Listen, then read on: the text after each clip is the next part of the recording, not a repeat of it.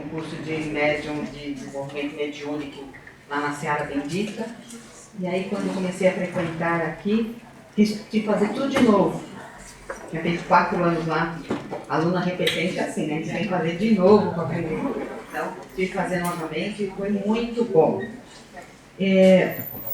Interessante, hoje eu estava vindo para cá, à tarde, fui buscar uma filhadinha no colégio, um problema que a mãe dela teve, e eu estava ouvindo ópera, né? Estava sozinha no carro.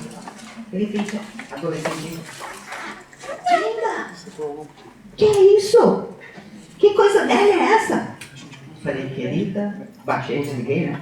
Falei, querida, já vou te ensinar uma coisa. E que tem tudo a ver com a frase que eu vou comentar daqui a pouquinho, que é dessa lição de hoje. A diferença entre velho e idoso. Eu sou idosa, tenho mais de 65 anos. Então, por definição, quem tem mais de 65 anos é idoso. Mas eu não sou velho. Velho, você pode ter um adolescente velho. Você pode ter uma criança velha. Velha é aquela pessoa que está encismada em si mesma. Acha que tá, faz tudo certo, está tudo ótimo, todos os conceitos dela são perfeitos, ela não gosta de um, então ninguém pode gostar daquilo, ela gosta de outra coisa, então todo mundo, se ela gosta de comer pizza todo domingo, todo mundo tem que comer pizza no domingo porque ela assim decidiu. Então uma pessoa que está cristalizada, essa é uma pessoa velha. E às vezes, e mais recentemente, eu tenho observado que essa geração de adolescentes que não toleram frustração de forma alguma, né? Em parte porque os pais sempre ofereceram tantas coisas, que quando eles caem no mundo real, eles veem que não é fazer assim que já está o lanchinho ali, que não é fazer assim que vai tirar 10 na prova, sem esforço algum. Não é bem assim. O mundo é diferente. E às vezes eles não toleram isso. Por não tolerar frustrações, por não encarar a realidade, os desafios da vida, do dia a dia. Alguns entram numa depressão. Eu sou médica, eu nunca vi tanta depressão quanto em adolescente, como vem tendo nos últimos 10 anos praticamente. E alguns até, a gente sabe que tem crescido até a taxa de suicídio, tentativa de suicídio, em parte por conta disso. Então são as pessoas muito inflexíveis, rígidas, né? Que acham que o mundo tem que girar em torno daquela pessoa. São pessoas velhas no sentido de não buscar a renovação, que é o tema de hoje, que é renova-te sempre. Olha que frase mais linda está no Evangelho de Paulo. Ainda que o nosso homem exterior se corrompa, o interior, contudo, se renova dia a dia. Está na segunda carta de Paulo aos Coríntios, no versículo 4:16. Bom, eu sou fãzoca de Paulo e de Lucas, que são os meus preferidos, não posso fazer nada. Cada evangelho fala um pouquinho mais no coração de cada um de nós. E Paulo não conheceu Jesus em vida. Ele era muito culto, falava várias línguas, e ele era também um cidadão romano. Inicialmente era Saulo, quando ele se converteu, virou Paulo, né? E ele veio da cidade chamada Tarso, na Turquia. Por isso que a gente chama de Paulo de Tarso. Antes era Saulo de Tarso, agora, quando ele se converteu, passou a se chamar Paulo de que cidade? O Paulo de Tarso, né? E isso é que tem muitas vezes na Bíblia, que para a gente compreender melhor, né? E o Paulo fala muito do sofrimento humano. O evangelho dele fala muito do sofrimento. Mas ele a gente pode considerar até como precursor do espiritismo. Porque ele fala de existências futuras. Olha que interessante. E fala também da importância da fé, da esperança, para minimizar ou até acabar com o sofrimento. Que tudo é uma questão de perspectiva, né? Você vê um dia como hoje, eu estava vindo para cá, é sempre assim, né? No dia a dia que a gente acontece essas histórias. Eu estava vindo para cá com 2 colegas, saí do clube, estava vindo para cá e falei, ai que gostoso, está fresquinho. Deus me livre, está abafado. Ai, eu já estou com frio. E para mim estava gostoso. Então é uma questão de perspectiva, a mesma situação. Nós saímos no mesmo lugar, viemos até aqui, nós temos praticamente a mesma idade, cada um com uma visão diferente. Então Paulo, quando ele fala em renovar, ele nos convida a olhar de uma outra forma. os desafios da vida. E não sucumbir ao desânimo, à tristeza. Ai, eu queria tanto aquele emprego, eu queria tanto aquela pessoa. Ai, meu Deus, ai, vou ficar deprimida 6 meses, engordo, comer todo sorvete, chocolate disponível. Bom, tudo bem que isso é gostoso, mas todo, assim, não precisa, né? E aí a pessoa se entrega ao desânimo, à tristeza, à amargura. Vai conversar com alguém, como é que você está? Dá até medo de perguntar, né? Que vem aquele, eu brinco com as minhas amigas, eu levo um baldinho de lágrimas. Quando elas começam a chorar muito assim, eu falo, ó, baldinho de lágrimas. Né? Coloca aqui o baldinho de lágrimas, vamos jogar fora esse baldinho de lágrimas e vamos para frente. Porque nós estamos num planeta de expiação e provas. O que é isso? Cada um de nós vai passar por vários desafios. Eu não gosto da palavra obstáculo, porque obstáculo parece que é intransponível. Desafio não. Desafio eu posso ou aceitar, ou superar, ou modificar. Né? Então, é um planeta em que os 8 bilhões, não sei quantos milhões, tem problema todos os dias. Então, quando alguém chega, é a coisa mais ilógica, né? Eu sempre fico pensando, a coisa mais ilógica, alguém fala, como é que você está? Ai, você não sabe como é que... E conta todos os problemas. Gente, mas todo mundo tem problema. Não é aquela pessoa que tem problema. Nós estamos num planeta de expiação e provas. O problema é o nosso dia a dia. Quando a gente estava no colégio, mesmo na faculdade, como que a gente passa de ano? Qual o critério? Nós temos que fazer o quê? Provas. Prova oral, prova teste, prova, sei lá, resumo de livro, não importa. Prova em grupo. Nós estamos aqui fazendo provas. Provas. E dependendo de como a gente se sair, nós vamos avançar ou vamos ficar meio mais lentinho na evolução. Um detalhe, nós nunca retrocedemos, nunca regredimos. Diferentemente do hinduísmo, que também acredita em multiplicidade de existências, os hindus creem que você pode voltar a ser até uma barata. Acho que foi lá que Franz Kafka teve Tecton. Do livro A Metamorfose, para quem não conhece. É um livro interessante para quem quiser ler, fininho e tal. Mas isso mostra que nós estamos aqui todos, 8 bilhões e 200 milhões, para fazer provas. Quando? Todos os dias. Todos os dias é dia de prova. Aqui não tem moleza. Todo dia é de prova. Por quê? Porque nós já somos repetentes. Nós estamos aqui porque nós já evoluímos. Imagina como é que a gente é. Já fomos, como nós já fomos. Então nós já estamos na melhor da nossa versão. Você imagina, nós somos a melhor versão nossa. E se a gente pensar que no mundo inteiro está tendo uma diminuição da natalidade, e portanto a fila para reencarnar está em torno de uns 300, 400 anos, a gente tem que fazer valer essa existência. Valer para que as provas sejam minimizadas na próxima. Então encarar como prova é muito diferente de ficar aquele vitimismo, sabe? Ai, não, só acontece comigo, nossa, o caminhão parou na frente e não saiu do lugar. Gente, todos os dias aqui em São Paulo vai ter um caminhão que vai parar atravessado na rua e o pessoal vai ficar parado. Ai, porque tinha um trânsito 9 de julho. Todos os dias tem trânsito 9 de julho, 24 horas por dia. Não é novidade. Vou mudar? Vou encarar de outro lado? Estou no carro, estou ouvindo palestra. Estou ouvindo conteúdo. Hoje em dia tem essa disponibilidade.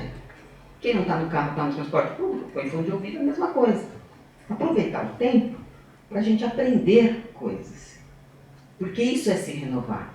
Renovar, para a gente renovar uma atitude, ou várias, primeiro a gente precisa reconhecer que a gente não está assim aquela bola toda. Né? Que nós não somos perfeitos. Porque no planeta Terra não tem ninguém perfeito. Então, se alguém se acha perfeito, sinto muito. Não é.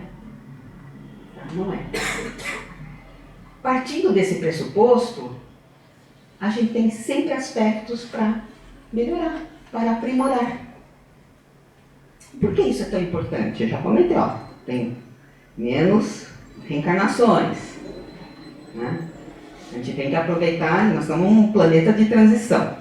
Tem gente que fala, quando é que vai acabar a transição do planeta de expiação e provas por um nível um pouquinho melhor? Quem faz a transição somos nós. Se nós ficarmos no bem, agirmos no bem e ficarmos cada vez mais resistentes àquelas tendências não muito legais dentro de nós mesmos, que ainda existem, nós vamos contribuir para que o planeta passe mais precocemente para essa outra parte. É como uma vez o Divaldo disse uma coisa que eu até marquei. Perguntar assim, por que você tem medo? Alguém sabe o que ele respondeu? Da fera que ainda existe dentro de mim. Porque todos nós temos um lado ainda que precisa melhorar. Que em determinado, quando se aperta o botão, quando se atinge lá o calcanhar de Aquiles, que para cada um varia, o que acontece? A gente descompensa, surta, dá uma doidada. Isso acontece com todo mundo. O que é importante? O mais rápido possível voltar ao equilíbrio. O mais rápido possível ir com aquela pessoa, as pessoas com quem você acabou dando uma descompensada e falou, gente, não foi legal, desculpa aí e tal. Enfim, tentar remediar a situação. Isso está até na Bíblia, né? Jesus não fala isso? Antes de me seguir, vai lá, faz a paz aí entre os seus, depois vem. Está na Bíblia. Então, a renovação é uma coisa que a gente pode fazer a cada minuto, que são escolhas. O que eu vou escolher? Eu vou escolher me queixar de tudo ou vou escolher fazer talvez alguma coisa e corrigir alguma coisa e tocar a vida para frente? Vou escolher ser igual ao futebol brasileiro que não se modifica, que mais não sei quantos, 2 décadas quase, que a gente não ganha nada, nem suspiro, e continua o mesmo futebol brasileiro. Só que as coisas mudam. O mundo evoluiu, os jogos evoluíram. Quem vê jogo, eu gosto muito de futebol, né? Então, quem vê um jogo europeu e vê um jogo brasileiro, dá vergonha, gente. Dá vergonha. O time brasileiro está lá atrás, está passando aqueles 1000 passes. E como é que o time europeu joga? Tum, tum, tum, gol. Tum, tum, tum, chute. Tum, tum, tum. Não tem, é objetividade. Então o futebol mudou. E o Brasil ainda não mudou. Qual que é a chance de ganhar uma Copa do Mundo? Praticamente zero. Praticamente zero. Porque todos estão jogando de um outro jeito já, uma boa maioria. E o Brasil está velho. Não renovou. Renovar a estratégia, né? Renovar o posicionamento dos jogadores, de como eles devem encarar. Né? Enquanto o jogador ganha mais dinheiro fazendo propaganda de aposta do que jogando, não vai ter jogo no Brasil de qualidade. Porque também foi uma escolha de cada um deles. Eu dei exemplo do futebol para mostrar que ele está restrito a uma pessoa. Mas somos nós que constituímos uma psicosfera de acordo com as nossas escolhas da nossa cidade, do nosso estado, do nosso país e também do mundo. Então, queremos um mundo melhor quando ele fala, só tem político ruim. Fomos nós que votamos, queridos. Fomos nós que votamos. Eu posso não ter votado em um em particular, mas eu votei em outro. Então, se nós queremos aprimorar, nos renovar, precisamos fazer escolhas mais sábias. E ao invés de reclamar, agir. Para ficar no bem, sempre há uma exigência do quê? De uma ação. A pessoa fala, eu sou boa, mas eu não faço nada. Quando eu tiver não sei quantos milhões, daí eu vou fazer doação para caridade, mas por enquanto ainda não tenho, então não vou fazer. Quem não faz o bem, não está no bem. Você não vai esperar uma condição ideal. Jesus esperou uma condição ideal? Eu imagino aquele espírito elevadíssimo, chegar 2000 anos atrás, juntar tudo pessoal júnior, né? Que era tudo garotada, que eles tinham entre 17 e 20 e poucos anos, só Pedro que era mais velho, o resto era tudo criançada, garotada mesmo, para criar o cristianismo, divulgar o cristianismo e depender deles para a existência do cristianismo no mundo todo. Então ele estava, coitadinho, bem limitado em termos de assistência. E não conseguiu? Conseguiu. Imprimindo o quê?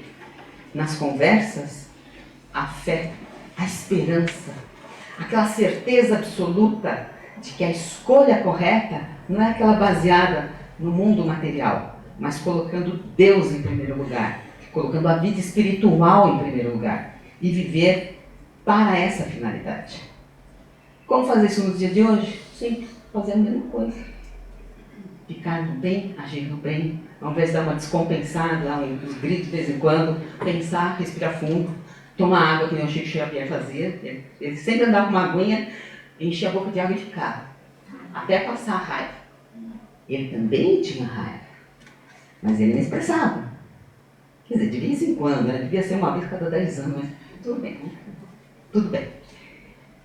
Porque quando a gente dá uma descompensada, uma surtada, uns gritos, o nosso perispírito se modifica todo. A nossa energia, a nossa vibração baixa muito.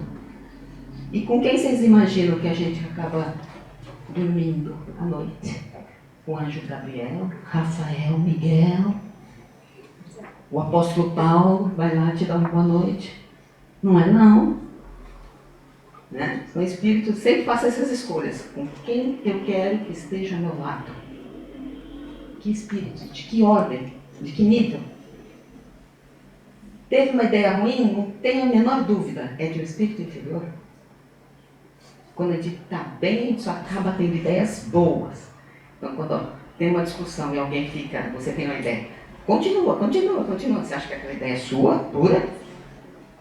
Você pode estar em dúvida, mas que houve uma brechinha ali para um espírito que não era elevado, é muito provável. A influência dos espíritos, isso está nos próprios livros do Chico Xavier, é muito maior do que as pessoas pensam. Eles estão aqui entre nós. Estima-se que haja de 4 a 5 vezes mais espíritos encarnados em volta do planeta Terra do que de encarnados. Então, se a gente tem 8 bilhões, vamos deixar redondo ainda 8 bi, então a gente não está falando de 40 bi, por exemplo. Espírito. Tá demais, né? Então, eu procuro escolher sempre os melhores. Por favor, quero os mais. Os da paz, os da alegria, os do amor, os da tolerância, da benignidade, docilidade, para que aos poucos eu possa tentar aprender sobre isso também. Então, para renovar, cada um tem as suas tarefas, mas todos nós temos. Ninguém se exime de ter tarefa. E quem acha que não tem é porque ainda não enxergou. Mas tem. Né? Ainda não. Mas tem. Todo mundo tem sua tarefinha, suas tarefas aí. Para que a gente possa, ao final da nossa jornada aqui, encarnada, sentir que a gente está melhor do que quando a gente começou. Sentir que valeu a pena. E que a gente possa deixar para as outras pessoas algo de bom. Eu também li no livro, ele falava assim, não tem coisa mais feliz do que você, ao desencarnar, deixar um rastro de amor nas pessoas com quem você encontrou. E com isso termina essa chapa. Obrigada, gente. Boa noite.